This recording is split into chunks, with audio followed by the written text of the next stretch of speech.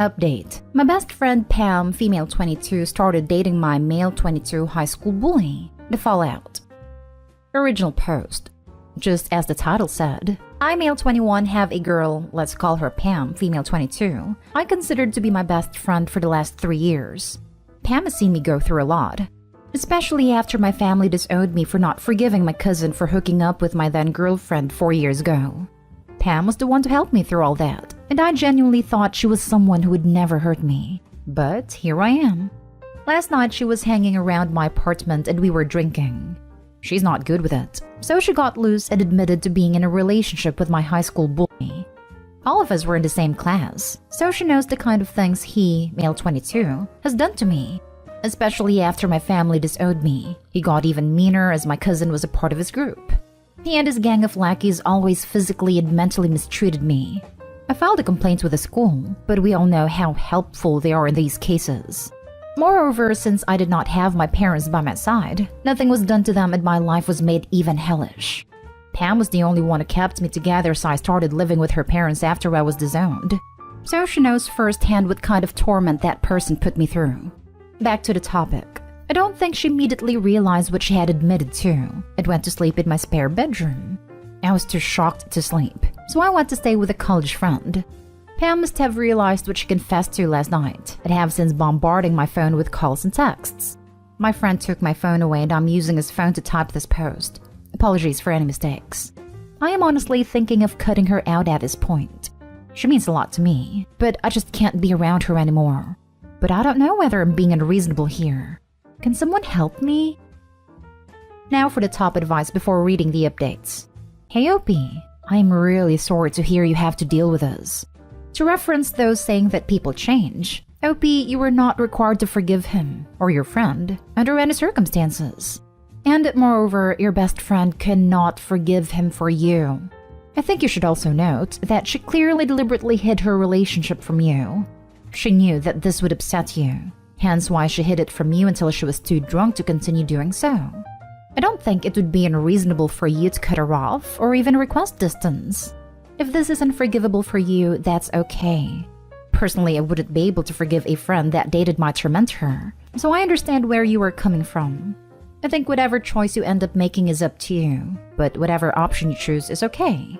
I wish you luck in continuing to heal moving forward. This is the one.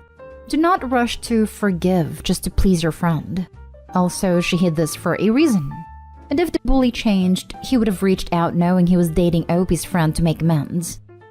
Wow, she's a terrible person for doing that. There's no way in hell she didn't realize this was going to be the outcome. On top of it all, she has given your bully even more ammunition to humiliate and bully you with. I guarantee she has probably told him everything about you and about all the breakdowns you've had. This person is not your friend. This is most likely exactly right. Pillow talk is powerful stuff. It usually has a lot of "this can't leave this room" type of information being exchanged. So long as she's with him, Opie's literally unsafe. Edit. Well, I don't know how to update posts in the sub, so I'll just tell you some information here. I haven't decided to meet her tomorrow to hear her side of the story. I need to do at least that much. Also, I'll answer your questions tomorrow as well. Thank you for everything. I never knew there would be so many people out there who will help me so much. And now for the update. Let me start with apologies and thank you to everyone who helped me with my last post. Either way, I want to talk with her the next day to get to know her side, as most of you wonderful people suggested me to. But on someone's advice, I did not go alone. I had a couple of my college friends with me. I didn't know what I was thinking or feeling back when I entered the cafe we were supposed to meet in. But when I saw her, it felt as if she had been crying for the entire night. As Pam saw me walking towards her, she got up to hug me. We usually greet each other like that, but I gently pushed her away. I could see she was hurt, but so was I. My buddies took seats over at the next table and Pam and I got to talking. She could barely form any sentences as she kept apologizing. I told her to stop crying as gently as I could, and she finally started telling her side of the story to me. Well, they had not been dating for 3 months, but for a year. Yup, for a year she had been lying to me. And then came the line which most of you said she would. Pam, he has changed a lot. You should meet him. Me, Really? You're going to say that to me after all he has done? I still have scars from what he did to me. You know this, don't you? Why were you talking to him in the first place? Pam, he wanted to apologize to you for all he did, but didn't have the courage to. From then on, the conversation went in circles. He wanted to apologize. The two of them got to talking at all. But she did not have the answer for my one question. Why him? At this point, someone walked over to us and sat beside her. Any guesses who it was? Yep, it was my bully. Let's call him Matt. I don't clearly remember what happened afterwards, but there was a lot of yelling and then Matt snapped and tried to punch me for making his girl cry. Pam was watching it all. I wasn't in the right mind, so the punch hit me. My friends rushed over, but before they could do anything, I knocked Matt down. Back in high school, I used to be small and weak, but in the last couple of years, I have grown a lot, both in height and weight. Thankfully, my friends stopped me before I did something that would have made me regret later on. Pam was crying all the while, but not once did she try to check on me. At that moment, I knew our friendship was over. I looked at her for one last time and told her, "So much for a change, don't you think?" After that, my friends and I walked out of the cafe. It was then all the rush and anger I had disappeared, and I started bawling like I was back in high school. Not proud of it, but my friends helped me immensely. The days following the meet were tiring as I was busy moving in with my friends. The apartment I was living in belonged to Pam's parents, so I didn't think it was right for me to continue living there. However, before leaving, I called them and told them about the fight and stuff, and that I was moving out. They were surprised and reassured me that their daughter will not cause me any issues, but I declined. I was living there while paying minimum rent to them, and I did not think it would be a good idea for me to live somewhere Pam could find me. I thanked them for all they had done for me over the last few years, and reassured them our relationship was still the same. I could feel it was tough for all of us, but this farewell was necessary. So here I am, living with my college friends who also celebrated my birthday last night. It was an awesome party, and completely unexpected too. After all, in all this mess, I forgot about my birthday for the last time in life. On my birthday, Pam tried to call and text me, but I didn't reply to or see her text. So that's all, I think.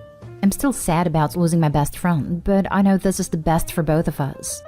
On a positive note, though, I was informed that I have been selected for a student exchange program. So if the pandemic allows it, I'll be moving to Singapore in a couple of months. And lastly, thank you for all the love and support you people gave me. Love y'all and take care. Good for you. At least she'll now know that he is as violent as you remembered him to be. Yep, I wasn't even surprised. OP, as you also said, why was she even talking to him in the first place? Even if he changed or wanted to apologize, it doesn't change what happened and it's still a very big betrayal and extremely disrespectful. Now we've all seen that he hasn't even changed. Maybe you could press charges. It is petty, but he deserves it. You had a lot of witnesses as well. The guy wanted to apologize, which I also suspect since his apology was attacking you. He never apologized to you. So it came to her to apologize to you, and she began sleeping with him? That's her logic and just shows how much of a piece of trash he is. The relationship really won't last. She'll see his true side and will wonder if he was really worth the relationship. Good luck for the exchange program. Singapore is a great place. I know I shouldn't be concerned about her, but I hope she leaves him for her own good. Doesn't matter, dude. It's her life. She's made her decision. You can't expect to go rob a bank and not face any consequences. Why does she even want to stay friends with you? She clearly doesn't care or have any empathy. She also was worried about him over you when he attacked you. Yeah, that fact hurt me more than my parents disowning me. It was a mixture of pain and satisfaction of knowing I wasn't wrong. Now for the last story. Update. Brother's girlfriend thinks I bullied her in high school. I don't remember her, and her story seems off. But I can't come to Christmas unless I apologize. Original post. My brother Jack is dating Jess. I met her in summer and she said we'd gone to secondary school together. She seemed upset I didn't remember her, so I apologized and she said it was fine and then she walked away. I'm engaged to a guy I went to high school with and still in touch with a friend from school, so I messaged both of them and asked them if they remembered Jess, and neither did, so I figured that Jess just wasn't in my classes and that's why I couldn't place her. That night Jack messaged saying I really upset Jess once again.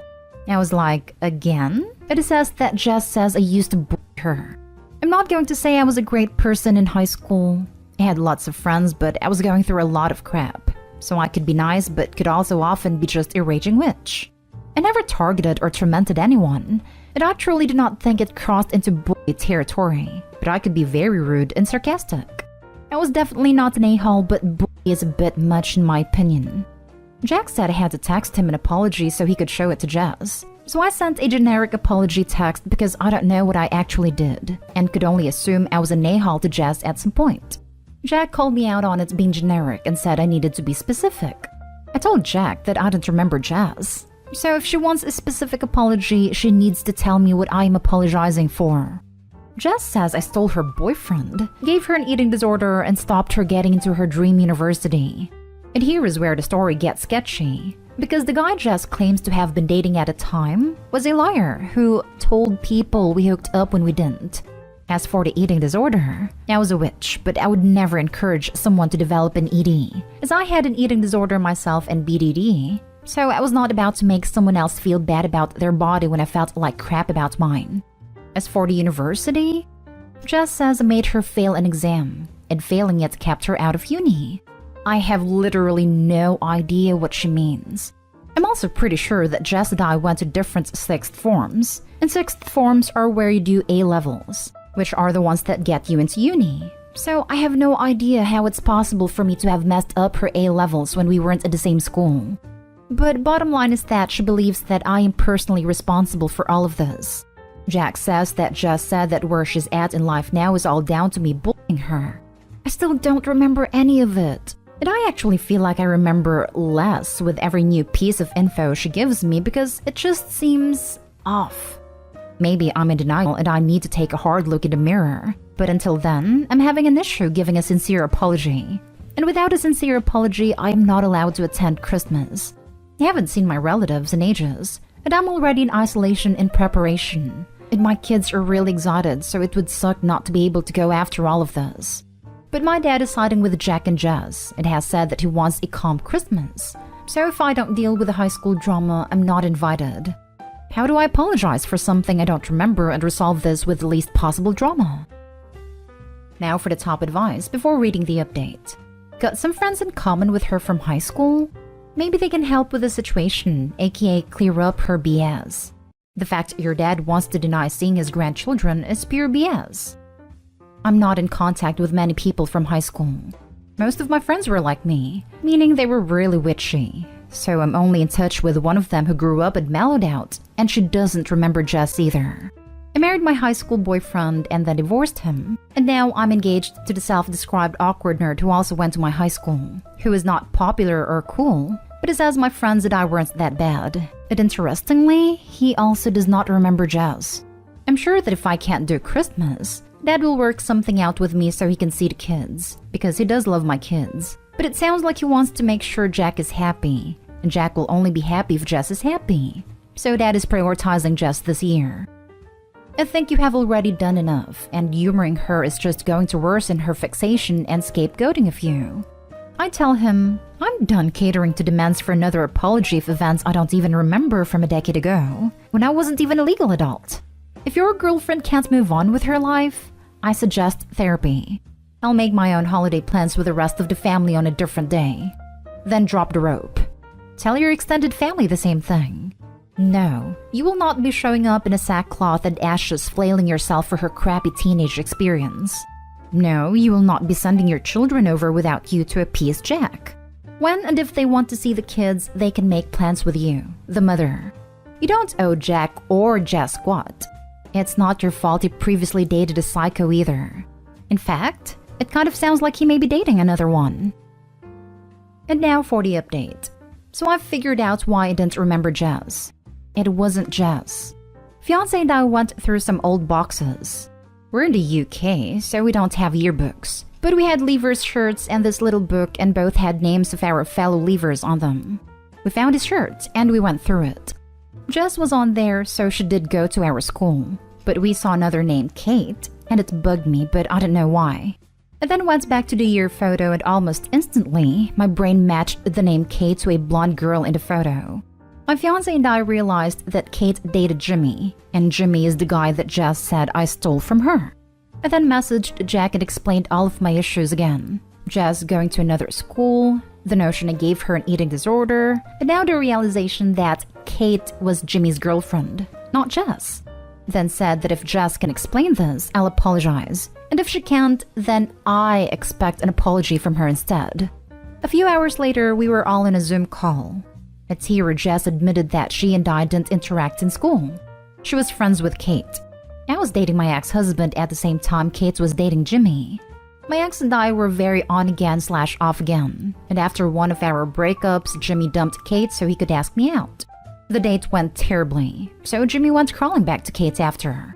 I remembered Kate and Jimmy as being very on and off, like my ex and I were. But turns out that this was the only time they broke up before the final breakup a few years later.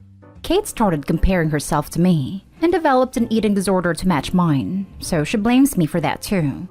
As for the exam, I am still not entirely sure how I screwed that up for her, but Kate and I did go to the same sixth form and shared a class, so we took at least one exam in the same place and at the same time.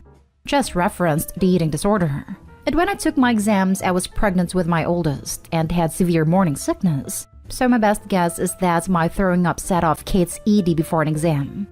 And as for why Jess went along with it, other than still being friends with Kate, is that I had a large group of friends in high school who I have since stopped speaking to, and a couple of them picked on Jess a lot. But Jess confirmed that I did not personally do anything to her at any point. Jess met my brother in a support group last year. She told Kate, and it looks like they cooked up this little scheme together. Though it's unclear if she started dating Jack to get me, or if it was just coincidence. I asked if we could get Kate into Zoom so I could talk to her directly, and she joined.